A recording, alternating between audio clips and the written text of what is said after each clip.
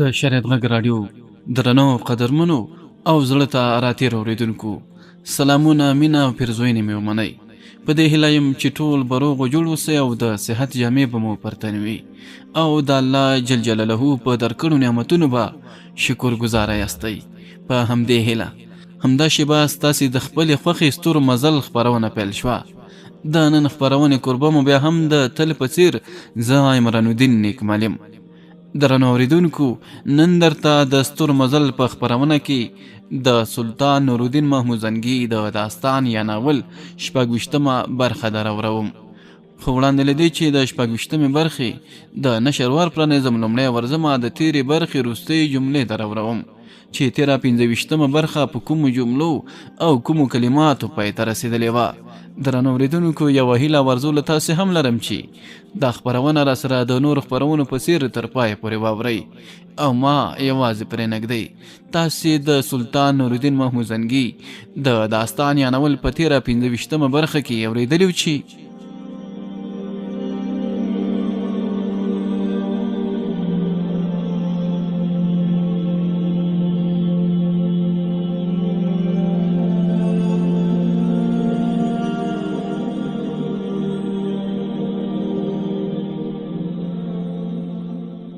تر ډیره وخته پورې چوپتیا خپره وه. بیا صلاح الدین ترې وپوښتل، تا خو زما ماغزه په ډېرې پوښتنو وخوړل، اوس خو په خپله ووایه چې تا څه وکړل؟ ظفر ورته په اندېښمنو سترګو وکتل. ما څه کړي؟ زما مقصد دا ده چې دا زریاب سره دې څه خبرې وکړي او څه وعدې دې ورسره کړي دي. د صلاح الدین په سترګو کې شرارت معلومېده. ما خو د زریافت سره کومه خاصه خبره نه ده کړې، خو ما ورته هر څه په ډاګه وویل. کله چې تا وویل نو زریافت څه ځواب درکړ؟ میرزاده ظفر د خوشحالۍ نه وغوړېد. بیا یې ویل، صلاح الدینه، د پوښتنې ځواب نوبت هم راونه رسېد. صلاح الدین اندېښمن شو او ویې پوښتل، ته خو وایې چې ما ورته هر څه وویل او بیا وایې چې د پوښتنې او ځواب نوبت هم راونه رسید، بیا دې څنګه ورته هر څه ووایه؟ امیرزاده ظفر خوشحاله و او سترګې د خوشحالۍ نه ځلېدلې. ویې ویل، د زړه د خبرې د رابر سره کولو لپاره خو هرومرو سوال او ځواب ته اړتیا نه وي، د ژبې د خوځولو لپاره هم اړتیا نه پیدا کیږي. او ما ورته د خپل زړه ټوله خبره بیان کړه.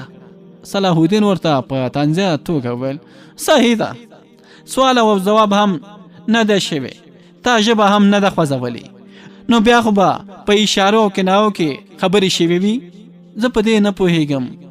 داسې یې وګڼه چې هغې زه وکتلم او زما او د هغې ترمنځ په سترګو کې سوال او ځواب ورکړل شو. هغه څه چې زما په زړه کې وو هغه مې د سترګو له لارې هغې ته ورسول، او هغه څه چې د هغې د زړه په ورقو کې لیکل شو هغه د سترګو په پردو باندې را څرګند کړل شول. بس همدا ډول خبرو دوام وکړ چې ته راغلې.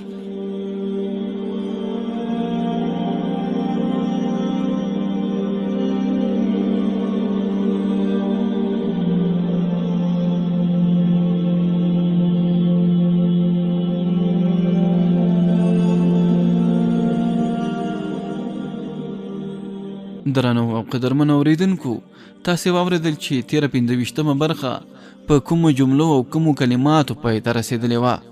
شپږویشتمې برخې ته له دې جملې څخه دوام ورکوو. صلاح الدین ترې یو ځل بیا وپوښتل، کومه وعده دې د بیا د لیدلو لپاره وکړه ورسره؟ ظفر خپله بېوسي څرګنده کړه، هېڅ هم نشته. ستا د راتلو تر مخه مې هغې ته داسې څه ونه ویله شول. صلاح الدین خپل موډ بدل کړ او له لاسه یې ونیوه او راپورته یې کړ او ورته یې وویل، ډېر ښه، راځه چې ځو، بیا دې خواته د راتللو نوم هم وانخلې. ظفر ورته وویل، یاره ته دومره بې مروته کېږه ما لکه په عمر کې مو چې لیدلې کتلې نه وي سره. رښتیا هم صلاح الدین په ډېر بې باکه توګه هغه له لاسه ونیوه او په سختۍ سره یې ورته وویل، هر څه چې ګاړې خو اوس دلته یوه لمحه هم نشي تم کېدی. ما ته مې محترم مور همداسې حکم کړی دی. ظفر ورته په ډېرې عاجزۍ سره وویل دا به څه کیږي صلاح الدینه؟ ما ته یوازې د یوې خبرې اجازه راکړه. د چا سره خبره کول غواړې؟ د زریافتې سره، د بل چا سره؟ ته خو وایې چې ما د خپل زړه ټولې خبرې هغې ته ورورسولې. ظفر لږ څه غمجن شانتې شو. اوهو، هغه خو د زړه خبرې وې، خو په خوله مې ورته هیڅ نه دی ویلي. د صلاح الدین زړه پې وسوځېد. لږ څه نرمي یې وکړه او ویې ویل ډېر ښه، بیا بل وخت یې ورته ووایه. اوس دلته نشو پاتې کېدی، پلار جان مې هم را روان دی. که هغه پوښتنې ګروېږنې پیل کړي نو بیا به ډېره بده شي. زه له تا سره ځم، خو یو کوچنی شانتې کار وکړه. ژر یې ووایه څه کار؟ د زریافتې نه همدومره پوښتنه وکړه چې آیا هغه زما په اړه فکر کوي؟ لا حول ولا قوة الا بالله. ته خو عجیب انسان یې. تر دې وخته دې د هغې سره خبرې کولې او دومره دې هم ترې نه دې پوښتلې چې ستا محبت همدومره تر سترګو کېږي او بس؟ صلاح الدین له لاسه ونیوه او ورته وویل راځه چې ځو. یاره ته خو زما خبره لږه واوره. بلکل نه، بس راځه چې ځو.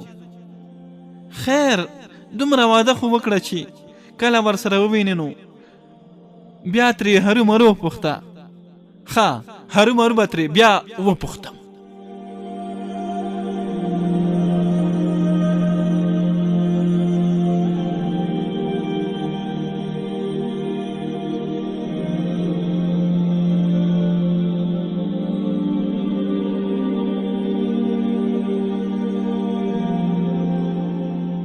بلې درنو اورېدونکو، د دې وروسته د دمشق حالات څه ګډوډ شانتې شو. سلطان نورالدین زنګي مجبور شوی چې په کلا باندې پوځي یرغل یوسي. د عیسویانو دا مستحکمه کلا د حلب په غربي برخه کې پرته وه او د حلب سلطنت ته چې اوس د دمشق دارالسلطنت ترې جوړ شوی و سخت ګواښ ګرځېدلی و. په همدې خاطر سلطان نورالدین زنګي د 1154 عیسوي کال کې د یو ستر لښکر سره یو ځای د حرم په لور روان شوی و. په دې لښکرو کې سردار اسدالدین شیرکو او نور ټول ستر سرداران هم شامل وو. سلطان نورالدین زنګي حرم ته د ورسېدو سره سم حرم کلا بند کړه. په دې کلا کې د عیسویانو انطاکیه سلطنت یو قلعه دار اوسېده، خو د کلا د ساتنې لپاره پوره لوی لښکر درلود. د کلابندۍ د خبر د اورېدو سره سم د انطاکیه سلطنت دې کلا ته نور زیات ځواک راولېږه. خو کلابندي دومره سخته وه چې د انطاکیه د پادشاه کومکونه کلا ته ونه رسېدل. پیل یې داسې شوې چې د اوږدې کلابندۍ وروسته هلته میشتو عیسوي لښکرو د سولې وړاندیز وکړ. په آخر کې پرېکړه وشوه چې سلطان نورالدین زنګي به د حرم د کلابندۍ پای ته رسوي او په بدل کې به یې سلطان نورالدین زنګي ته د حرم نیمایي برخه ورکوي. په دې توګه د حرم د نیمایي ترلاسه کولو وروسته سلطان نورالدین زنګي د حرم کلابندي پای ته ورسوله. د جنګ جګړې نږدې 1 کال وخت ونیوه. سلطان نورالدین زنګي د دې ولکې نه وروسته بیرته راستون شوی و چې په همدې وخت کې د عیسویانو لښکرو ته د انګلیس تازه ځواکونه راورسېدل. د دې کومک د رارسېدو نه وروسته د انطاکیه خلکو په محض او هوا کې پوره چور چپول پیل کړ. سلطان نورالدین زنګي سم د لاسه د خپل ځای راووت. په دې چور چپول کې د بانیاس حکمران لوی لاس درلود. سلطان نورالدین زنګي اسدالدین شیرکو د حرم د کلا په لور ورولېږه او په خپله د بانیاس د حکمران د ځپلو لپاره هغه لوري ته ولاړ. همفري ته د اروپایي هیوادونو ستره مرسته ورسېدله. په دې خاطر به په هره موضوع کې ترې زمری جوړېده، خو د سلطان د راتلو څخه د خبرېدو سره سم یې ځان کلابند کړ او دفاعي جنګ یې پیل کړ.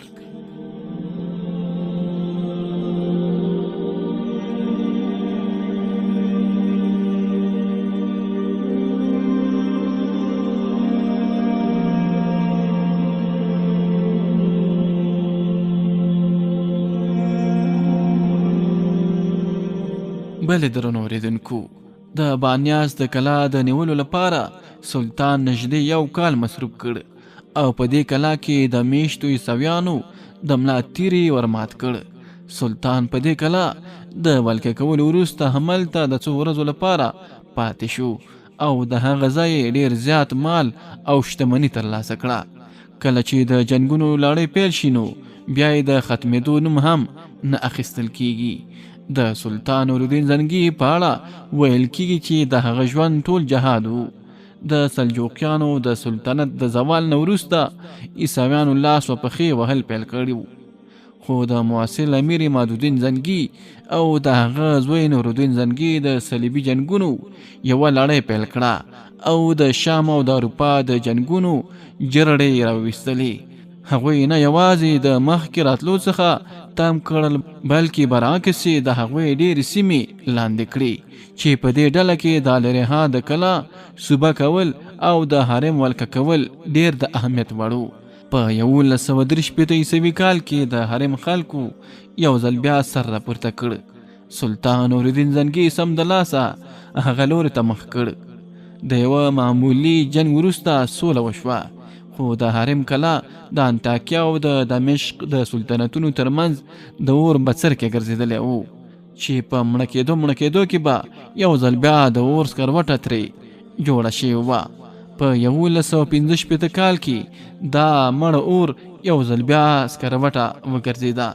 په دې وخت کې د شام ټول عیسوي ریاستونه د یوه بیرغ لاندې راټول شوي وو او د بل اړخه سلطان نورالدین زنګي هم د خپل ټولو امراو سره یو ځای په خپل ټول توان سره میدان ته راښکته شول چې دا یو ډیر ستر جنګ و. په دې جنګ کې د عیسویانو سره د مسلمانانو سترې خانقاګانې هم شریکې وي.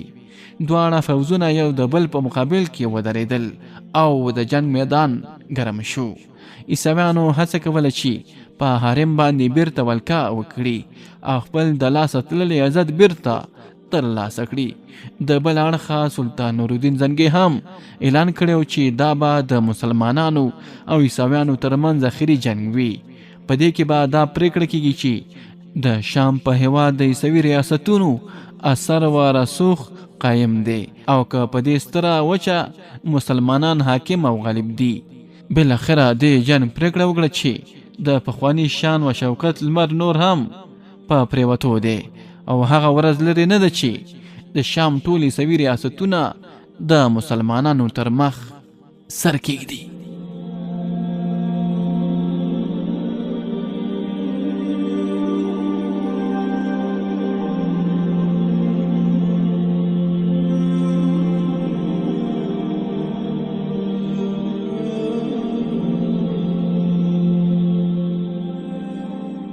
بلې درنو اوریدونکو، الرها بانیاس او حرم د مسلمانانو په لاسو فتح شوي وو او دا د نورو فتحو لپاره پیلامه وه.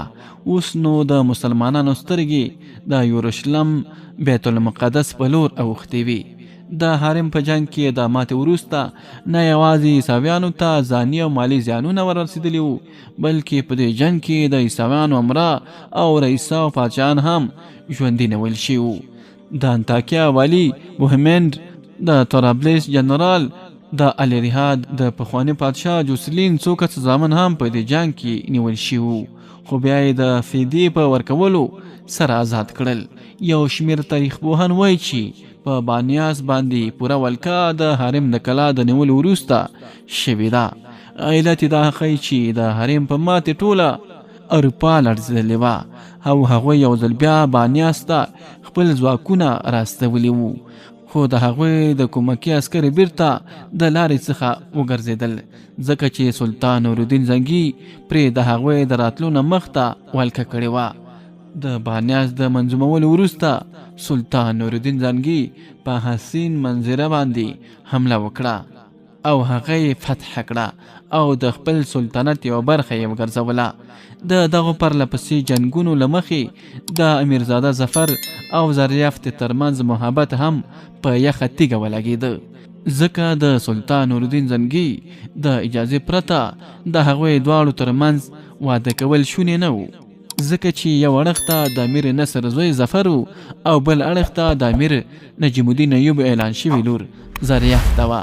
د بل اړخه د ظفر پلار امیر نصر هم لا تر اوسه پورې د دې واده ته تیار کړل شوی نه و، ځکه هغه ته د خپل پخواني هیواد ایران سره دومره مینه او محبت درلود چې د هر زوی واده یې هملته کول غوښتل. په دې اساس د دې واده تر مخه دا ټولې ستونزې پرتې وي چې باید په سړه سینه حل کړل شوی وای.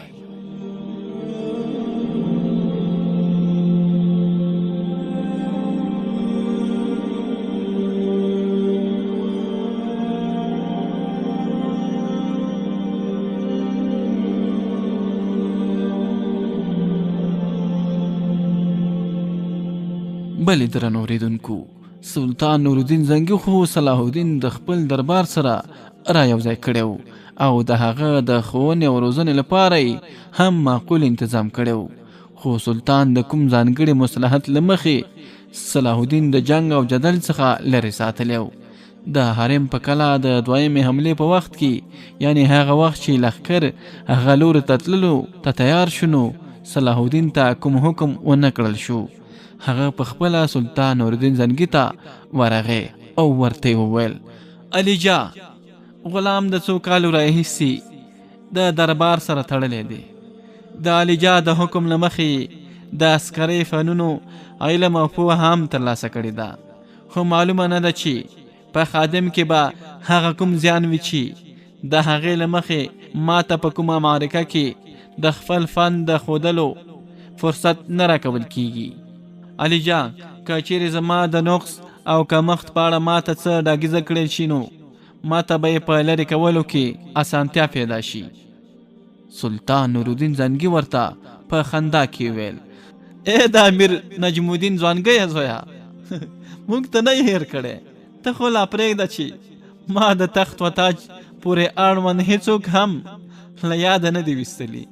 بېشکه چې تا په نظامي امورو کې پورا تعلیم ترلاسه کړی دی، خو د مشاهدې په ځواک کې نورې پوهې ته هم اړتیا لري. د صلاح الدین لپاره دا لفظ بالکل نوی و. په ډېر ادب سره یې وپوښتل: علي جا، د خادم عقل د مشاهدې د ځواک د لفظ د پوهې څخه عاجز دی. زما لپاره د دې مطلب راوښایاست. سلطان نورالدین زنګي ورته په ډیره مهربانه توګه وویل: صلاح الدینه، د مشاهدې ځواک زموږ د کتلو او زموږ په نقش قدم باندې د قدم د ایښودلو انګېرنه ده. موږ ته ګوره، زموږ اندازه اخله او بیا وګوره چې سلطاني رموز به په خپله ستا تر مخ پرانستل شي. دا جنګونه ستا د مرتبې څخه کم دي. په دې ورځ صلاح الدین هیڅ شکایت ونه کړ او هوډ یې وکړ چې تر څو د سلطان په تور او طریقې باندې د تللو هڅه وکړي. امیرزاده ظفر هم همداسې محسوس کړ چې دا وخت د عشق او محبت نه دی. په دې خاطر یې تر هغه وخته پورې د چوپتیا اختیارولو هوډ وکړ، تر څو چې حالات د سکون او ډاډ په لور نه وي راګرځېدلي.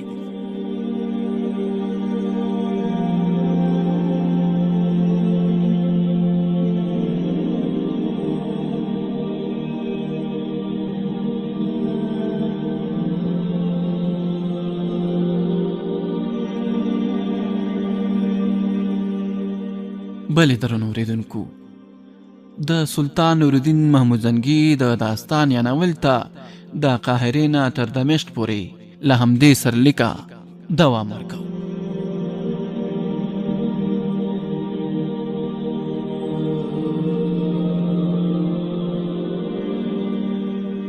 د مصر د فاطمی خلیفه عازد ترور ووژل شوه. دا حیرانتیا خبره دا و چې د وژلو دا حکم د خلیفه یو وزیر ورکړی و او خلیفه یې د دې معاملې نه بالکل بې خبر ساتلی و. خو که چیرې خلیفه عازد ته په دې اړه خبر هم ورکړل شوی وی، نو بیا به یې هم د خپل وزیر المملکت العادل زیرک د حکم د منسوخولو ځواک نه درلودی. په 11 او 12 پیړیو کې په اسلامي نړۍ کې دوه خلافتونه موجود وو. یو فاطمی خلافت و چې مرکز قاهره یا مصر وو، دا شیعه خلافت او دې ته د بنو فاطمه خلافت ویلو، خو د خلافت علیین او خلافت فاطمین په نومونو هم یادېده. دویم د بنو عباس خلافت و چې مرکز بغداد و او د اسلامي امت ټولو سنی مسلمانانو هغه په رسمیت پیژانده. په مذهبي توګه دواړه خلافتونه یو د بل په خلاف و، خو د طاقت او حاکمیت له اړخه دواړه په یو ډول حالات کې پراته وو. د بغداد عباسي خلافت دومره کمزوری شو چې ټول چاپیریال د بغداد د 4 دیوالونو پورې رانښتی وو. هلته په مصر کې د فاطمی خلافت حال هم همداسې وو چې خلیفه به هسې په نامه ناست و او په حکومتي امورو کې به هیڅ کار نه درلود. د سلطنت اصلي حاکم به صدراعظم ګڼل کېده. د صدراعظم لپاره ځان ته شاهي محل جوړ کړل شوی وو چې د دارالوزارت په نامه یادېدو. صدراعظم به د خپل نامه نه مخته د ملک لفظ ایښوده چې معنی پادشاه وو. هغه وخت چې د خلیفه عاضد د ترور د وژلو قضیه مخته راغله نو د صدراعظم په چوکۍ ملک العادل زریک ناستو. د خلیفه د خور وژل په حقیقت کې یو سیاسي وژنه وه. د ملک العادل زریک په دې خاطر د هغې شهزادګۍ سره کینه درلوده چې شهزادګۍ د امیر بن عوام الدوله او د بل استاد په مرسته د صدراعظمۍ زریک پلار ملک الصالح وژلی و. ملک صالح د خپل مړینې په وخت کې د خلیفه عاضد څخه ژمنه اخیستې وه چې د هغه په ځای د هغه زوی زریک ته د صدراعظمۍ منصب ورکړي. هماغه و چې خلیفه د وعدې په مطابق قدم واخیست او زریک ته یې د العادل لقب ورکړ او صدراعظم یې وټاکه. د مصر د صدارت نه مقصد د مصر پادشاهي وه. په دې اساس د وزارت د منصب د ولکه کولو نه وروسته هغه لومړی امیر بن عوام الدوله او استاد انبر رفیع له منځه یوړ او بیا یې د خلیفه ترور شهزادګۍ هملته په قاهره کې ووژله. د تاریخ له مخې لکه څنګه چې زریک د خپل خلیفه عاضد ترور ووژله، بلکې په همدې توګه د زریک پلار صالح هم د خپل خلیفه فایز ترور وژلی وه. کله چې خلیفه عاضد ته څرګنده شوه چې ترور یې د وزیر په حکم وژل شوې ده نو هغه ډیر خفه شو، ځکه چې زریک نه یوازې د هغه صدراعظم و بلکې د خلیفه اوښی هم و، ځکه د زریک خور د خلیفه عاضد په نکاح کې وه. عاضد په دې لړ کې چوپتیا اختیار بهتره وګڼله او کنه د هغه خلافت هم د ګواښ سره مخ کېدونکی و.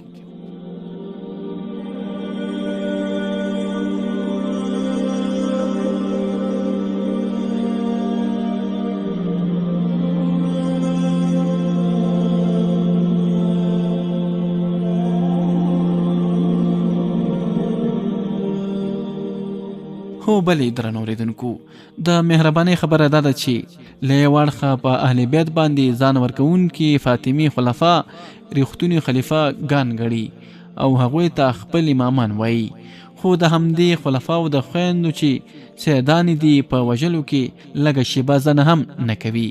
په هر حال کله چې زریک په قاهره کې خپل ټولو دښمنانو ته د مرګ سزا ورکړه نو اوس یې سترګې په بیروني دنیا باندې ونښتې.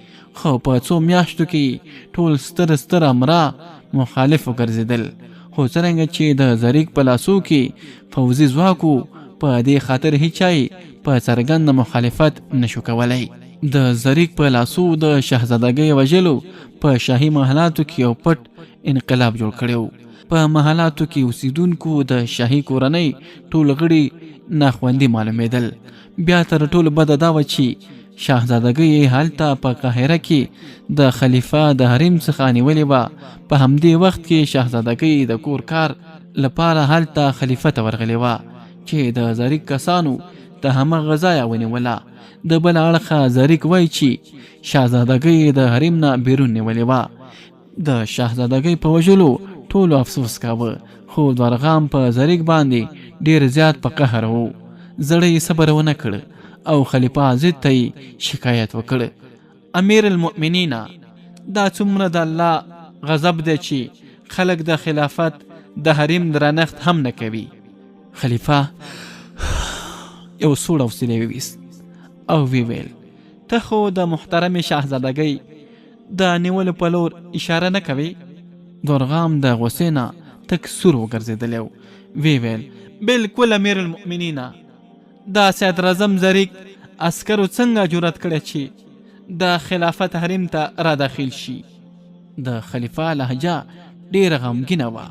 وی ویل زه هم پرې ډېر دردېدلی یم درغامه، خو کله چې موږ ته د صدر اعظم لخوا خبر راکړل شو چې محترمه شاهزادګۍ زموږ د محل څخه بیرون نیولې ده، نو موږ لږ څه د صبر نه کار واخیست. درغام په ډېرې غوسې سره وویل امیر المؤمنین، ته هسې په هسې د دې حرام خورو لنګه کوي. خلیفه چوپ پاتې شو. درغام نه یوازې د خلافت د حریم داروغه و، بلکې د ټولو شاهي محلاتو ساتنه هم ور په غاړه وه. خلیفه ترې په دې خاطر ویرېده چې درغام یې د خوندي ساتلو مسؤلیت په غاړه درلود، او د هغه په یوې اشارې سره خلیفه له منځه تللی شو. خلیفه په ډېر صبر سره ځواب ورکړ درغامه، زه په دې خبره باندې اعتراف کوم چې صدر اعظم محترم تاسو سپکاوی کړی دی. زموږ محلاتو ته د هغې د فوځي ډلې د راننوتلو نه مخته باید د هغوی له تانه اجازه اخیستی وای. د درغام لهجه یو ناڅاپه راټیټه شوه. بیا یې وویل امیر المؤمنین، اوس د انصاف خبره وکړه.